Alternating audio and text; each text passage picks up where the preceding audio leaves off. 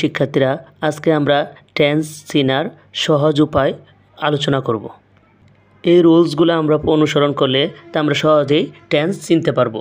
তো চলো আলোচনা করি। তো একটা টেন্সে যদি কোনো সময় সেন্টেন্সে ভার্বের বেস ফর্ম অথবা ভার্বের সাথে এস বা ইয়েস থাকে, যদি একটা ভার্বের মূল ভার্ব থাকে অথবা ভার্বের সাথে এস বা ইয়েস থাকে অথবা ডো ডাজের পরে ভার্বের বেস ফর্ম থাকে, তাহলে সেই ক্ষেত্রে আমরা এটা কী ধরবো? Present indefinite tense. তো আমরা জানি প্রেজেন্ট ইনডিফিনিট টেন্সে কী হয়? সাবজেক্টের পরে ভার্বের বেস ফর্ম অথবা থার্ড পারসন সিঙ্গুলার নাম্বার হলে ভার্বের সাথে ইয়েস বা ইয়েস যুগ হয়, অথবা ডো ডাজের পরে ডো ডাজ প্রেজেন্ট ইনডিফিনিট টেন্সের ইন্টারগেটিভ এবং নেগেটিভ সেন্টেন্সে ব্যবহৃত হয়। তো এই ডো ডাজের পরেও কী থাকে? ভার্বের বেস ফর্ম থাকে। তাহলে এইগুলো থাকলে কী ধরবো? এটাকে present indefinite tense. We do the work, এখানে ভার্বের বেস ফর্ম ব্যবহার করা হয়েছে। ডো ডিড ডান, এখানে হচ্ছে ডো প্রথম ফর্ম ব্যবহার করা হয়েছে।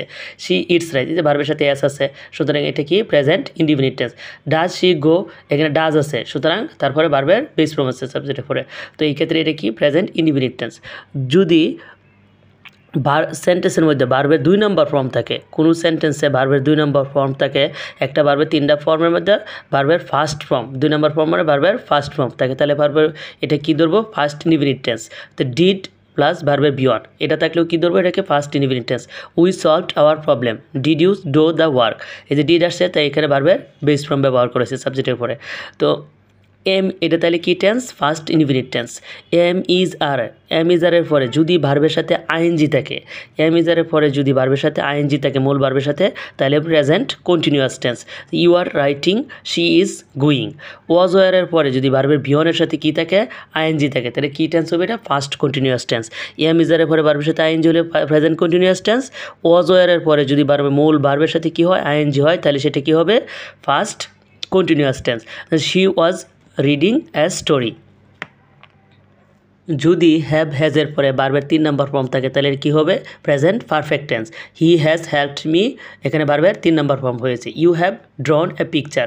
হেডের পরে যদি ভার্বের 3 নম্বর ফর্ম থাকে, হেডের পরে যদি মূল ভার্বের 3 নম্বর ফর্ম থাকে, তাহলে ফার্স্ট পারফেক্ট টেন্স হবে। She had seen me in the market. তো দেখো হ্যাভ হ্যাজ এর পরে plus have has plus been, ভার্বের বিয়নের সাথে আইএনজি, সিন্স ফর পরে যদি টাইম থাকে তো এটা কী হবে? Present perfect continuous tense. He has been playing for 2 hours। You have been reading since morning. এখানে দেখো হ্যাড বিন, হ্যাডের পরে বিন প্লাস ভার্বের মূল ভার্বের সাথে আইএনজি এগুলো এবং সিন্স এবং ফর এর পরে টাইম থাকলে এটা কোন টেন্স হবে? First perfect continuous tense. তো আশা করি তোমরা ফুল ভিডিওটা দেখলে এবং অনুসরণ করলে তোমরা টেন্স সম্পর্কে একটা সঠিক ধারণা